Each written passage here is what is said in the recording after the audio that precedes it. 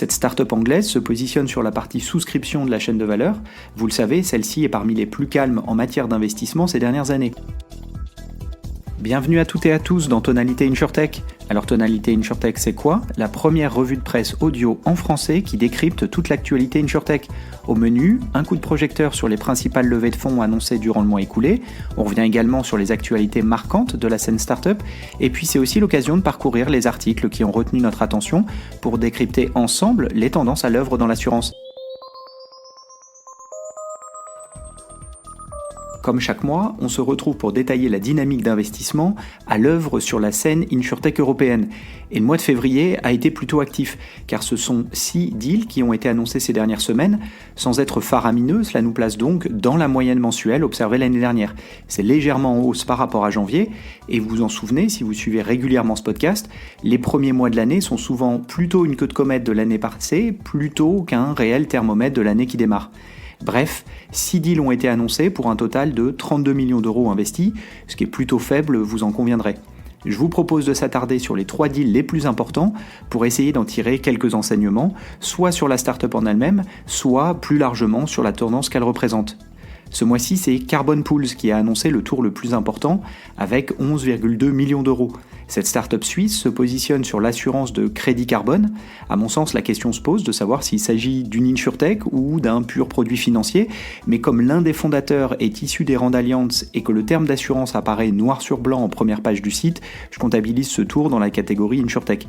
D'ailleurs, si cette thématique vous intéresse, dites-le moi dans les commentaires et j'y consacrerai un futur épisode pour détailler l'opportunité et la tendance alors que plusieurs startups commencent à gagner en visibilité sur ce sujet en Europe. Le deuxième deal important ce mois-ci concerne Artificial Labs. Cette start-up anglaise se positionne sur la partie souscription de la chaîne de valeur. Vous le savez, celle-ci est parmi les plus calmes en matière d'investissement ces dernières années.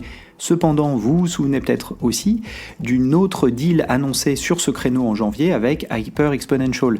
Si vous ne l'avez pas déjà fait, je vous invite donc à écouter le podcast de fin janvier où je m'attardais justement sur cette autre start-up anglaise. Pour revenir à Artificial Labs, notons que le tour est plus petit que celui annoncé il y a 18 mois, un peu plus de 9 millions d'euros levés ce mois-ci contre 11 millions d'euros à l'époque.